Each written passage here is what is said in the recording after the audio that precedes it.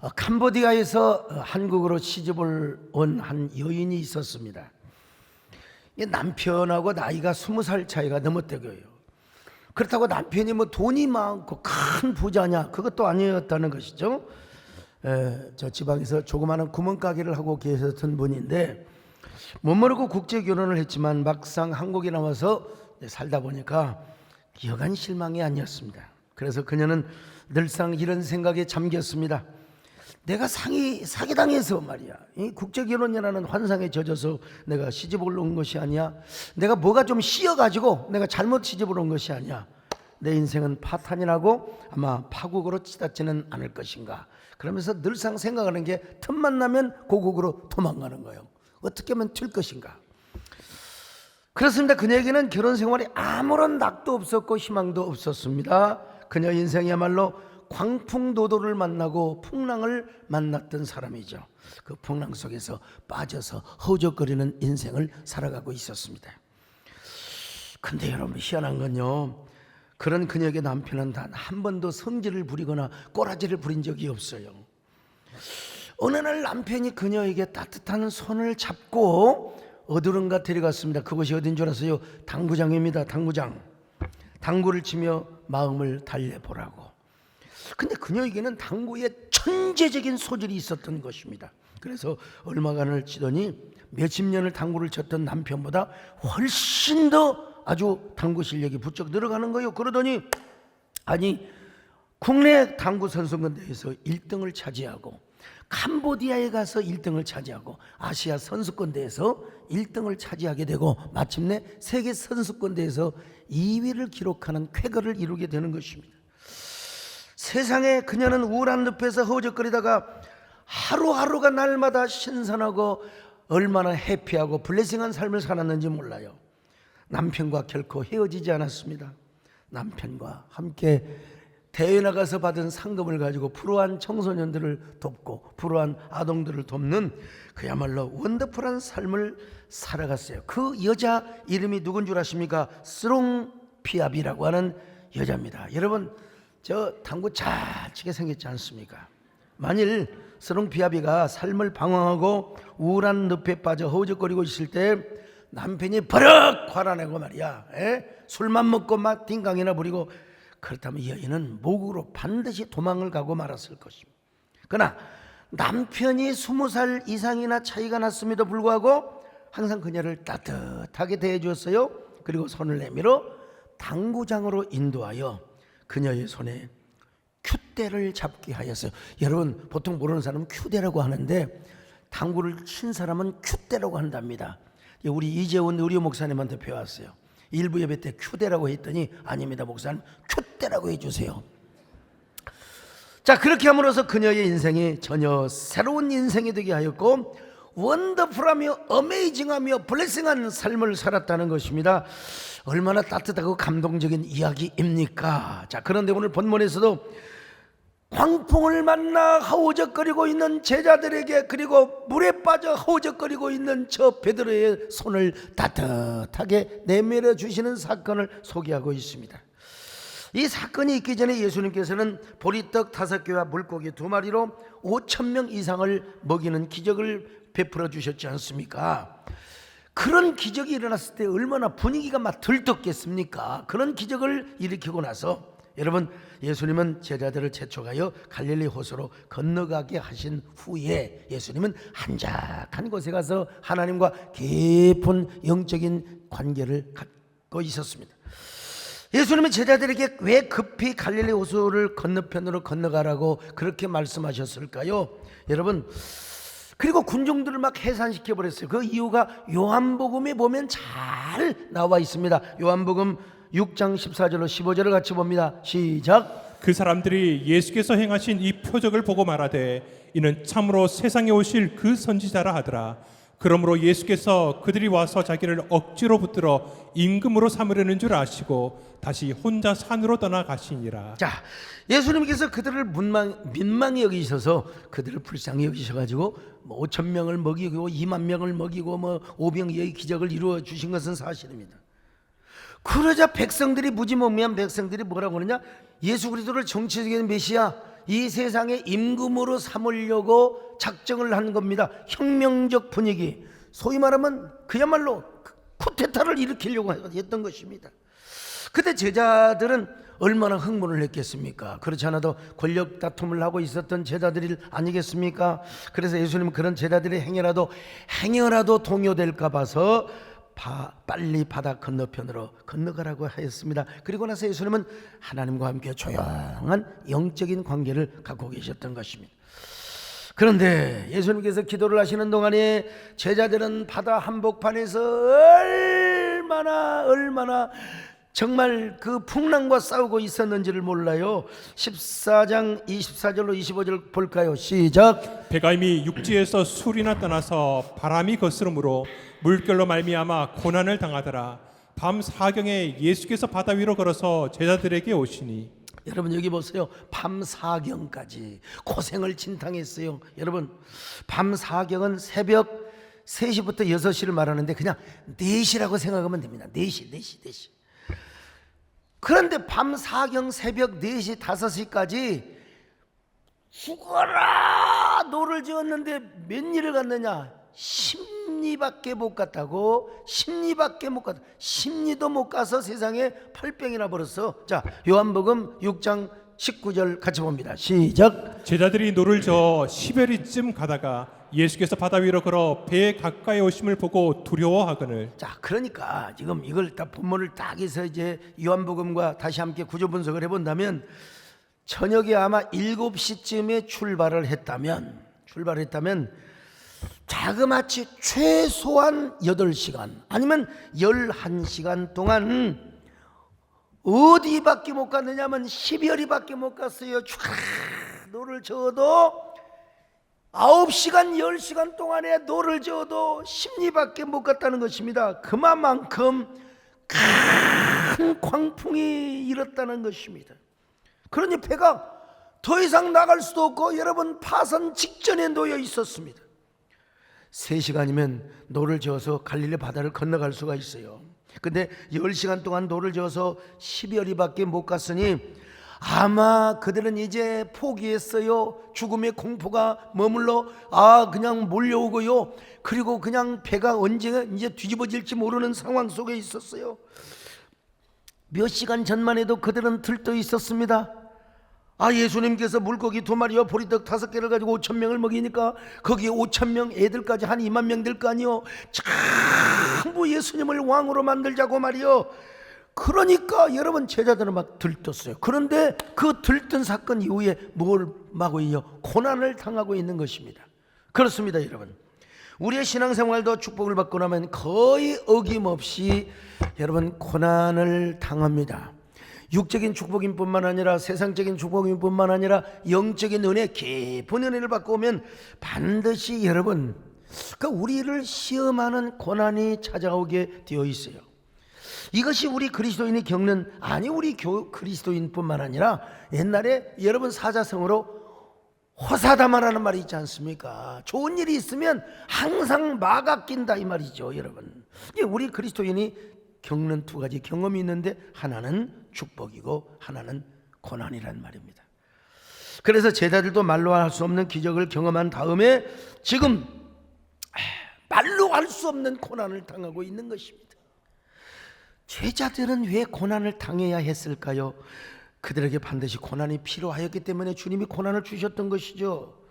고난이 없으면 여러분 반드시 들뜨게 되어 있습니다.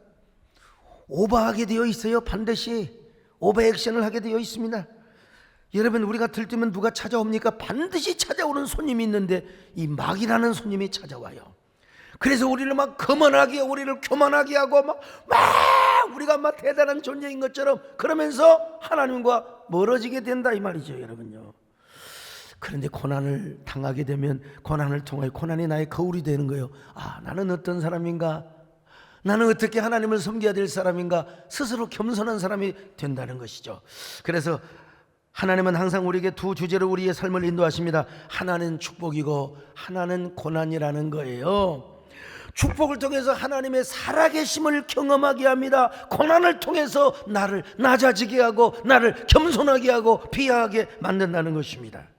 우리가 그런데 분명히 우리가 알아야 할 사실이 있습니다. 아무리 우리가 고난을 당하고 시험을 당한다 할지라도 하나님은 감당할 수 없는 시련과 고난은 주시잖아요.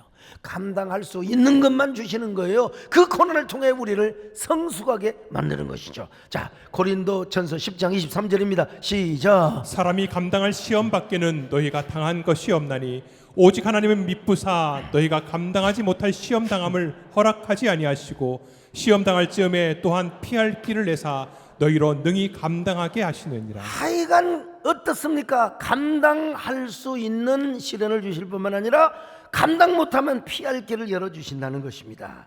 여러분, 그러니까 뭐예요? 걱정하지 말라는 겁니다. 염려하지 말라는 거예요. 걱정도 팔자라고 염려하지 마시기를 바랍니다. 여러분에게 어떤 염려가 있습니까? 오늘 주님 앞에 맡기시기를 바랍니다. 아무것도 염려하지 마시기를 바랍니다. 고난 중에 주님이 찾아오셔요. 여러분 가운데 운행하십니다. 오늘 여러분 가운데 역사하십니다. 여러분에게 큰 길을 내주십니다. 이 하나님을 믿으시면 아멘합니다. 주 여기 운행하시네. 나 경배해. 주 경배해. 주 여기 역사하시네. 나 경배해. 주 경배해.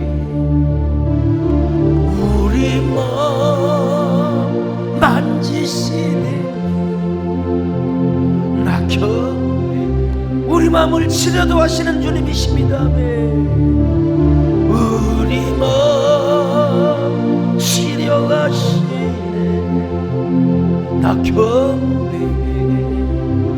주 경배해. 큰 길을 만들어 주세요. 큰 길 만드시는지 큰 기적을 행하시는지 그는 나의 약속을 지켜주십니다. 약속 지키시는지 어둠 속 빛이 되시는 그는 나의 하나님. 우리 삶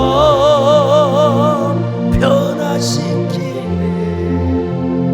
나 경배해. 주 경배해. 우리 마음 고쳐주시네. 나 경배해. 여러분, 오늘 본문도 그렇지 않습니까?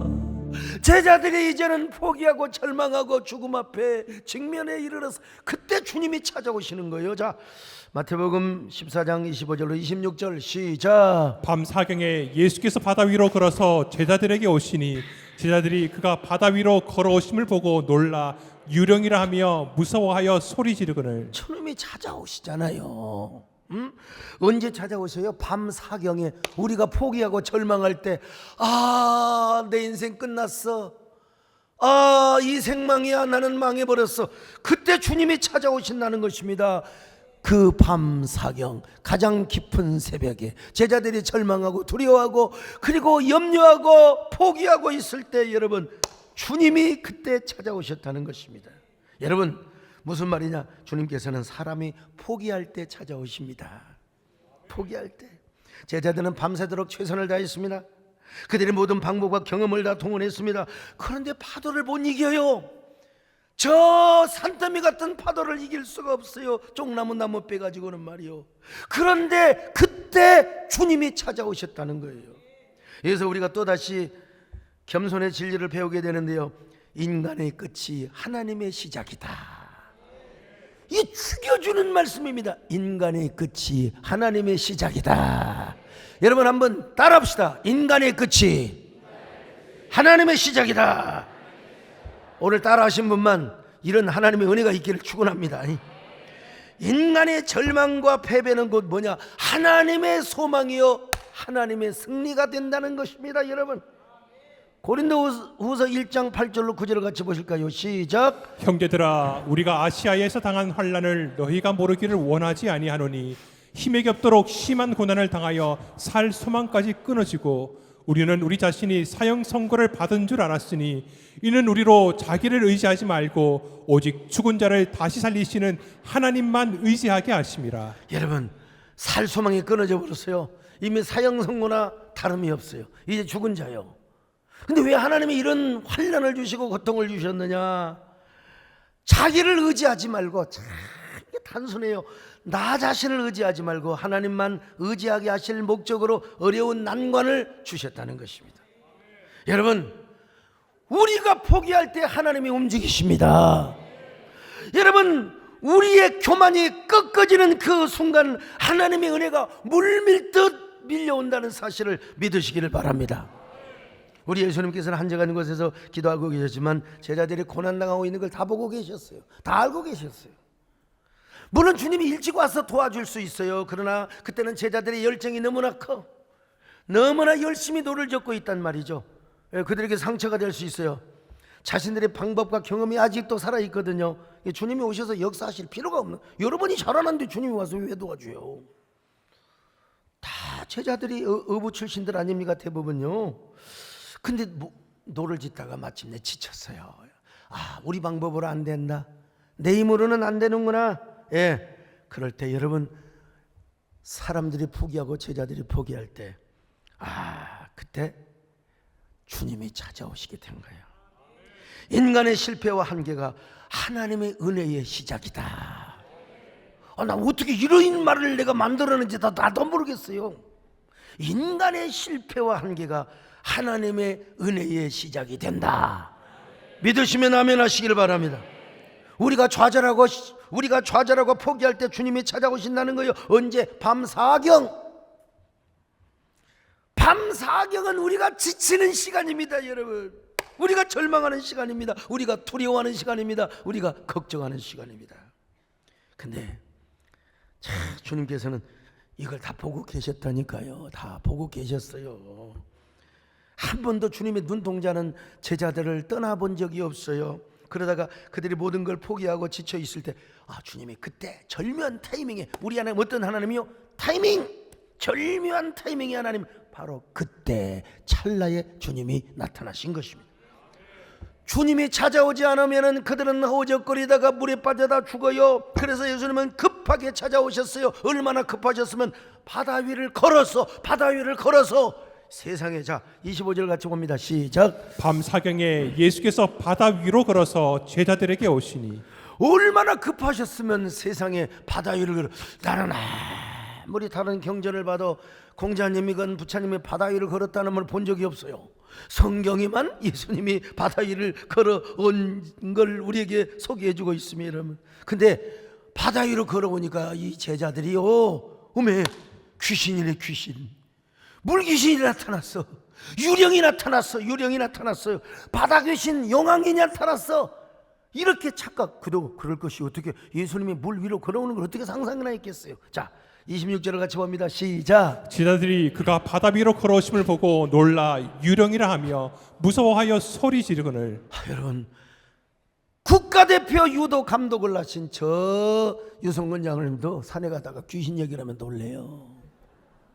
저 아무리 성질이 더럽기로 유명한 우리 김문기 장로님도 산에 가다가 귀신 하면은요 주저앉아 버릴 때가 있어요. 귀신이 왜 무섭습니까? 여러분, 귀신보다 세신 예수님이 우리 안에 계시는데, 할렐루야.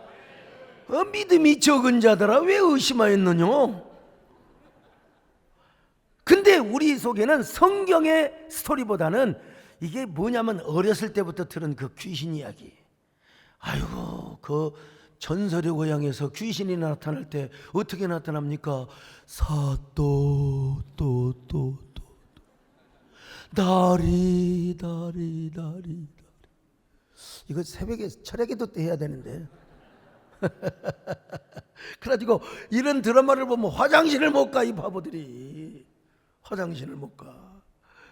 참. 그때 주님이 뭐라고 말씀하셨습니까? 나니 두려워 말라. 염려 말라. 내가 너를 지켜줄 것이다.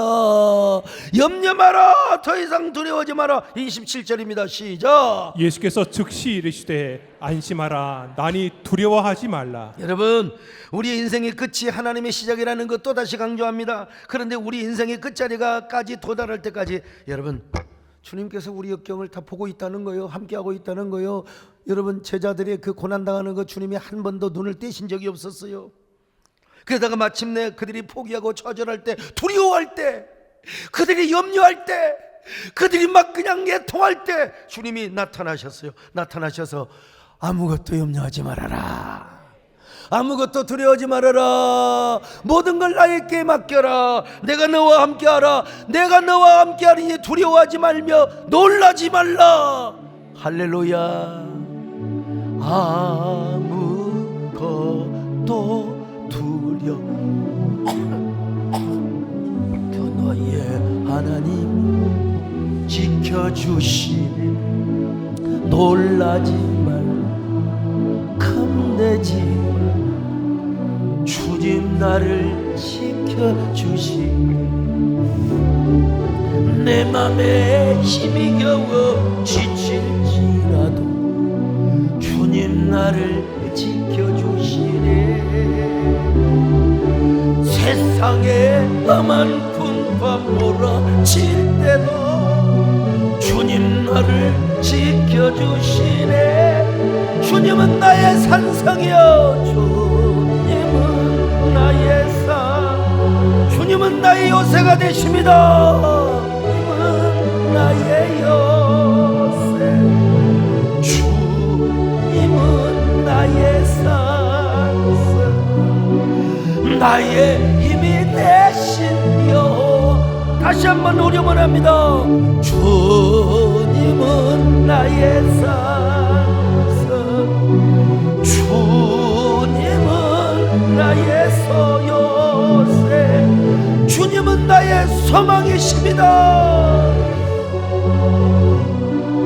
나의 힘이 되신 여호와. 근데 이제 베드로가 참 성질이 급해요. 참 벤처 정신이 있어요. 정말 주님 맞습니까? 주님이 맞다면 나도 이 바다 위를 걸어가게 하소서. 진짜 무식이 용감하다고. 용감해 베드로는요. 주님께서 오케이, 전제가 있어. 너 시선을 똑바로 나를 봐야지. 옆에 보면 안 돼. 절대로 곁눈질하면 안 돼.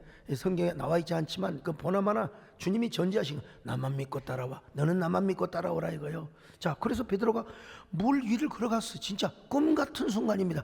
물 위로 걸어가. 어떻게 걸어가요? 걸어가. 꿈이 아니야, 현실이야. 자, 28절로 29절 시작. 베드로가 대답하여 이르되 주여, 만일 주님이시거든 나를 명하사 물 위로 오라 하소서 하니 오라 하시니 베드로가 배에서 내려 물 위로 걸어서 예수께로 가되. 참 대단해요. 요즘 같으면 여러분 그 어디에 기록이 되느냐? 기네스북에 기록돼야 돼요. 주님이 딱 가는데, 예수님 제가 물 위를 걸어가겠습니다. 야, 이거 동영상 찍어놓으면 이거 끝내주는 거예요. 끝내주는. 그 어떻게 베드로가 물 위를 걸어갈 수 있었을까요? 이유는 딱 하나요. 주님의 말씀을 붙들고, 그는 주님의 말씀에 의지하여 세상에 그물이 찢어지도록 고기 잡는 걸 경험했거든요. 주님의 말씀을 붙들고, 그리고 시선은 오직 자신의 시선의 채널이 오직 주님을 향하여 고정이 되어 있을 때, 주님을 바라보고 갈 때, 세상에 물 위에 떠서 걸어가게 되는 거예요. 이야, 이런 기적이 어디 있느냐 이 말입니다, 여러분. 베드로는 주님의 말씀을 붙들었고 동시에 오직 주님만 바라봤습니다. 시선의 채널을 주님께 고정을 하였습니다. 여러분, 절대로 환경 따위, 저 파도, 저 따위 저거 보지 않았어요. 저 보지 않았어요. 주님만 바라봤어요. 왜냐하면 우리 주님은 환경보다 크신 예수님이시고, 상황보다 크신 예수님이시고, 문제보다 크신 예수님이요. 그래서 물길로 걸어갔어요. 원더풀합니다. 어메이징합니다. 여러분 얼마나 해피한지 신납니다. 여러분요, 오늘 우리도 마찬가지입니다. 절망할 상황을 바라보고 절망할 조건을 바라보니까 여러분 우리가 두려워지는 거예요. 정말 우리가 어떤 상황에서도 주님을 향한 시선의 채널이 고정되어 있다면, 곁눈질하지 않고 주님만 바라보고 살아간다면, 여러분 우리는 아무것도 염려하지 않습니다. 아무것도 염려하지 않아요. 두려워할 이유가 없습니다.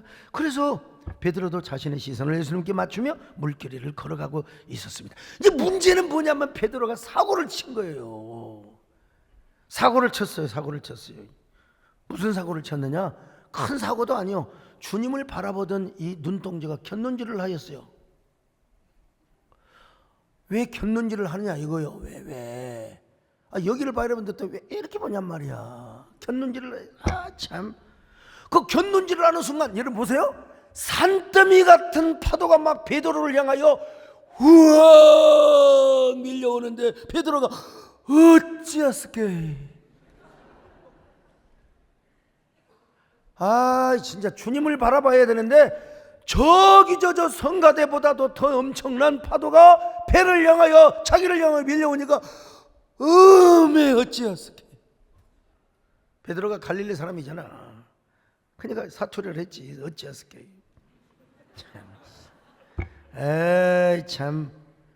그래서 그 두려움과 당혹감 속에서 그냥 어찌할 바를 모르다 물속에 빠져버렸어요. 물속에 빠져버렸어요. 30절을 같이 봅니다. 시작. 바람을 보고 무서워 빠져가는지라. 바람을 보고 광풍을 보고 무서워하였어요. 물이 빠져버렸어요. 여러분, 우리에게 정말 교훈이 우리에게도 임하는데요. 정말 우리가 오늘날도 예수님을 믿고 예수님만을 바라보면 불가능한 일도 가능하게 됩니다. 정말 우리가 한동안 주님만 바라보고 주님만을 믿고 나아가면 여러 가지 환경, 여러 가지 여건 돌파할 수 있어요. 다 돌파합니다. 이 역시도 우리가 물 위로 걸어가는 거나 마찬가지입니다. 그러다 보면 정말 내가 상상치도 못할 일들 이거 돌파해 나가요. 어떻게 했는지 모르겠어요. 아무튼 하나님 은혜로 여러분 기적의 은혜와 형통의 은혜가 임하게 되는 거예요. 오늘도 여러분 주님을 바라보시길 바랍니다. 그래서 여러분의 꼬인 문제가 해결되시기를 바랍니다. 믿음으로 해결되시길 바랍니다. 은혜로 해결되시기를 바랍니다. 아니 여러분 기적이 임하시기를 바랍니다. 여러분의 병이 떠나시기를 바랍니다. 꼬인 문제, 실타래처럼 꼬였던 문제들이 하나님의 은혜로 해결되시기를 축원합니다. 어떨 때? 주님을 바라볼 때 말입니다. 문제가 해결되고 기도가 응답되고 기적이 일어나고 축복이 넘쳐나니 오늘은 좋은 날 기쁘고 즐거운 날 하나님의 은혜가 쏟아지는 날 하나님의 은혜가 쏟아지는 날 오늘 그날이 이날이 되시기를 축원합니다. 근데 중요한 건 뭐냐면 베드로가 사고를 쳤다니까 왜 곁눈질을 하냔 말이야. 주님을 바라보는 그 시선이 흐트러져 버렸어요. 그러니까 그 환경을 바라보며 그 집채덩어리보다 큰 파도에 그냥 진정한 믿음이 뭔 줄 아세요? 주님께서 기적을 이뤄놓은 그 상태와 결과 그 환경을 바라보는 게 아니고 그 기적을 이뤄놓으신 그 주님을 바라보는 게 진정한 믿음입니다. 그 주님을 바라보는 거예요. 그 주님만 바라보고 곁눈질하지 않으면 여러분 진정한 믿음은 그 기적을 이루신 주님을 바라보는 것이기 때문에 곁눈질만 하지 않으면 우리는 베드로가 끊임없이 주님과 함께 손을 잡고 배에 올랐을 거예요. 오늘 우리가 신앙생활하는 데 있어서 가장 중요한 게 뭔 줄 아세요? 시선을 고정하는 거예요. 시선 집중. 시선 집중. 예배 때도 여러분 이 목사를 잘 봐야죠. 하나. 그러다가 또 옆에서 켰는지라고 그러면 안 돼요. 시선 집중. 채널 집중. 할렐루야.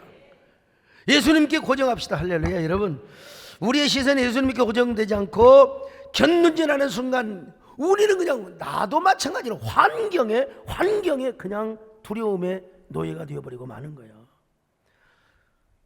그럼 우리가 물속에 빠지는 거죠. 물속에 빠지는 거예요. 그러면서 하나님 도대체 뭘 하시는 겁니까? 하나님 내가 물속에 빠져 허우적거릴 때 주님은 뭐하고 계셨습니까? 중요한 건 시선 집중을 하라니까요. 똑바로 바라보는 거예요. 대낮에도 주님을 바라봐야 되고 저녁에도 주님을 바라봐야 되고 새벽에도 주님을 바라봐야 됩니다. 여러분 이 눈동자가 무슨 눈동자인 줄 아세요? 맞추면 100만 원. 여명의 눈동자입니다, 여러분. 이미 1부 때 2부 때 해서 지금 다. 네, 그래요. 이따가 주민등록증 가지고 오세요. 여러분, 여러분의 시선은 어디에 있습니까? 누구를 바라봅니까? 어디에 고정이 되어 있습니까? 주님을 향하여 고정되시기를 축원합니다. 여러분의 시선의 채널이 주님을 향하여 고정되시기를 축원합니다. 여러분의 시선의 채널을 주님께 고정하세요. 할렐루야. 이 노래 있지 않습니까, 여러분? 똑바로 보고 싶어요, 주님. 온전한 눈짓으로 똑바로 보고 싶어요, 주님. 켰눈질 하긴 싫어요. 하지만 내 모습은 온전치 않아. 세상에 보는 눈은 마치 날 죄인처럼 멀리하며 외면을 하네요. 주여, 이 낮은 차를 통하여 어디에 쓰시리? 이렇게 초라한 모습으로 만들어 놓으셨나요? 당신께 드릴 것을 사모하는 이 마음뿐 이 생명도 덜러시며 십자가에 넣겠으니 하울뿐인 육신 속에 참빛을 심게 하시고 가식뿐인 세상 속에 미랄로 죽게 하소서. 오늘날 보면은 믿음이 큰 사람도 절망할 때가 있습니다. 믿음이 크고 작은 것은 주님을 얼마나 보느냐 안 보느냐에 따라서 달려있는 겁니다. 여러분, 큰 믿음을 가진 사람도 일단 시선이 집중되지 않고 환경을 보면 절망하고 근심하고 염려하게 되어 있어요. 여러분요, 이게 소목사도 마찬가지입니다. 소목사도 여러분 뭐 믿음이 대단하고 야 우리 목사님은 뭐 절망 걱정할 일이 없겠지. 여러분 웃기지 말아요. 나도요 주님을 안 보고 여러 가지 재정 또 교회 여러 가지 상황, 한국교회 여러 가지 모습을 보면 다도 근심이 너무 많아서 잠 못 잘 때가 참 많습니다, 여러분. 그래서 다시 또 시선 집중을 하는 거지요, 여러분. 우리는 그래서 하우적거리는 삶을 살게 되는 거예요. 풍랑에 떠밀려가서. 그럴 때 우리가 이제 막 해야 될 일이 있습니다. 그때는 소용없어. 그때는 뭐 영자야, 그때는 뭐 영수가 아무런 소용없어요. 그때는 아무 소용없어요. 어느 스님이 그랬다고 하잖아요. 물에 빠져 죽으니까 아이고 하나님 그랬다고 하잖아요. 그냥 아이고 하나님. 그러니까 여러분 아무리 헤엄을 잘 쳤던 베드로도 뭐라 그래요? 주여 주여 주여 주여 주여 주여.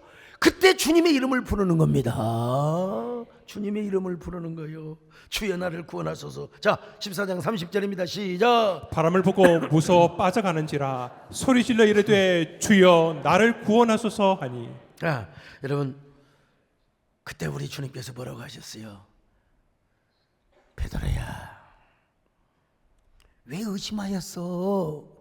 왜 나를 안 봐? 나 보라고 했잖아. 손잡아. 손을 딱 잡고 다시 일어서서 배 위로 올라가시는 이 귀한 장면이요. 그리고 바람이 스톱, 그대로 멈춰라 하고 딱 끝나버렸습니다.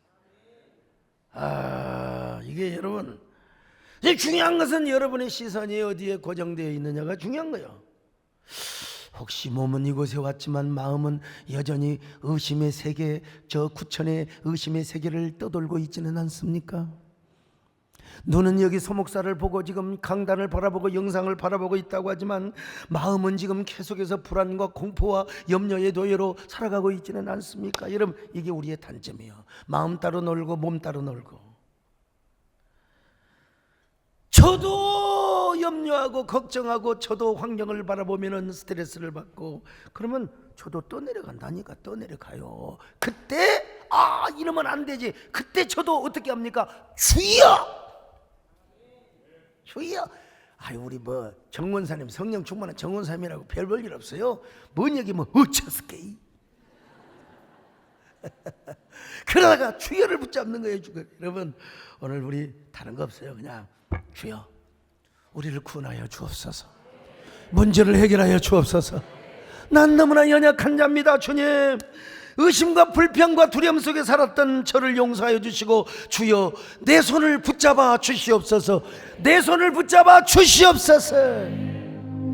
인생이 힘들고 고난이 닥칠 때 예수님 날 도와 주소서 외치는 이 소리 귀 기울 이 세상 손잡고 날 인도. 자, 그리고 나서 주님이 일단 우리를 구원해 주실 거 아니요. 손잡고 구원해 주신 다음에 딱 요구하는 게 있어. 이제 너는 나를 바라보고 살아가라. 시선을 집중하고 살아가라. 야, 곁눈질하지 말아라. 이제는 한눈 팔지 말아라. 이제는 나를 바라보거라. 의심하지 말거라. 어려운 일에서 내 이름을 부르거라. 큰 믿음을 가져가라. 여러분, 그러면서 주님께서 여러분의 손을 놓지 않아 주실 것입니다. 여러분의 손을 붙들고 계실 것입니다. 자, 이러한 경험을 했던 제자들이 뭐라고 말합니까? 그제서야 뭐라고 말합니까? 당신은 진실로 하나님의 아들이로소이다. 예?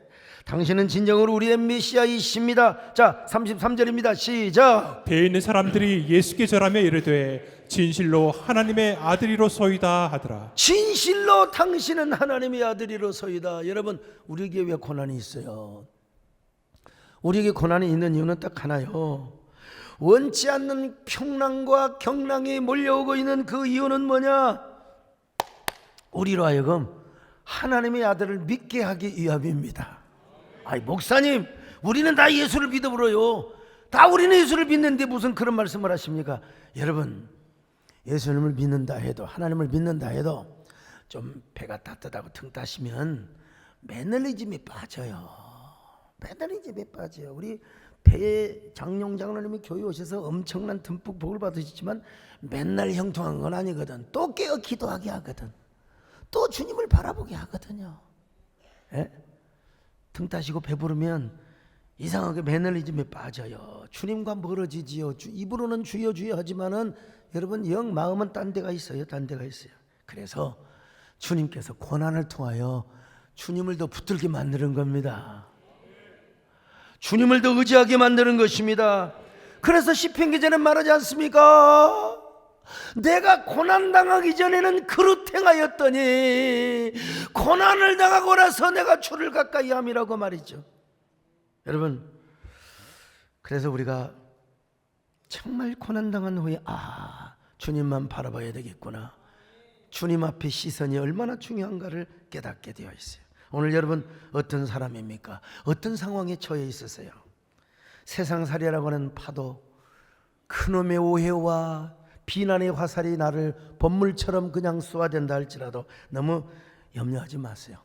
내가 지금 막 세상의 파도에 그냥 헛빠져서 허우적거리고 그럴 때 여러분, 그때 당장 우리가 주님의 이름을 부르는 거예요. 지금 뭐 주님의 이름을 불러. 눈도 못 뜨고 물에 빠져서 눈도 못 뜨고 있는데 그냥 일단 주님 불러요. 주야 주야 주야 주야.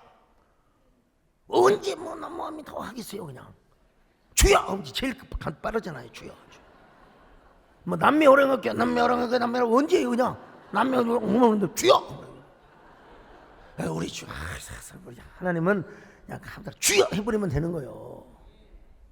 언제 오미토프 하겠어요? 주여!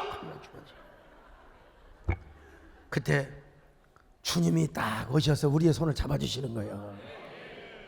스롱 비아비가 광풍에 허우적거릴 때, 그의 삶이 떠내려갈 때, 그래서 그 참 남편 좋은 사람이죠. 다 손을 잡아주면서 여러분 그녀의 삶을 행복하게 이끌어 주었던 것처럼 하물며 여러분이 어떤 상황이든지 주님의 손을 붙잡는 한 여러분들은 반드시 문제 해결을 받습니다. 놀라운 미라클의 경험을 하게 되어 있습니다. 주님 앞에 탄성을 질러 보십시오. 여러분, 그러면 주님이 오셔서 여러분의 손을 붙잡아 주세요. 여러분 어떤 문제가 있어요? 탄성을 질러 주여라고만 불러봐요. 주여라고만 불러봐요. 여러분 상황을 역전시켜 주십니다. 이제는 반전밖에 없습니다. 이제는 역전밖에 없습니다. 이제는 승리밖에 없습니다. 이제는 구원밖에 없습니다. 우리는 연약하지만 당신은 완전하기 때문입니다. 주여, 우린 연약합니다. 우린 오늘을 힘겨워합니다. 주 뜻 이루며 살기에 부족합니다. 우린 연약합니다. 바로 건너뜁니다. 한없는 주님의 은혜 온 세상 위에 넘칩니다. 가릴 수 없는 온 세상 충만합니다. 주님만이 길이 오니 우린 그 길 따라 삽니다. 그날의 이름 주는 완전함. 가슴에 손을 얹고 주님만이 길이 오니 주님만이 길이 오니 우린 그 길 따라갑니다. 그날에 우릴 이루신 주는 완전함. 여러분 마음속으로 주여를 외치시기 바랍니다. 그리고 내 시선 채널을 주님 앞에 고정하며 살겠습니다. 오늘 여러분의 문제가 무엇입니까? 운행하시는 주님, 역사하시는 주님, 이곳에 임재하시는 주님 앞에 여러분의 탄성을 드려보시기를 바랍니다. 주님이 어떻게 여러분을 역사하시고 어떻게 여러분을 구원해 주시고 어떻게 기적을 행하여 주실 것이고 오늘 그 문제의 뿌리가 뽑히시기를 바랍니다. 뿌리채 그 문제들이 다 해결될 수 있기를 바랍니다.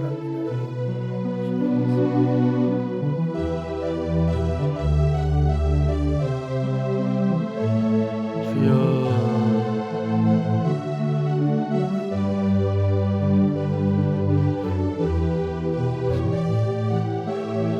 주님, 우리는 연약하지만 주님은 완전하십니다. 그 완전하신 주님을 바라보며 살아가는 것이 진정한 믿음인데 우리가 곁눈질할 때도 많았습니다. 하나님, 우리가 한눈 팔 때도 많았습니다. 등 따시고 배부르다가 우리가 주님과 멀어질 때도 많았습니다. 이제 주님을 다시 부릅니다. 주님의 손을 붙잡습니다.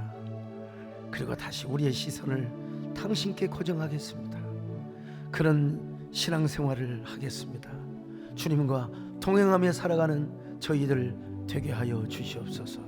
예수님의 이름으로 기도드리옵나이다.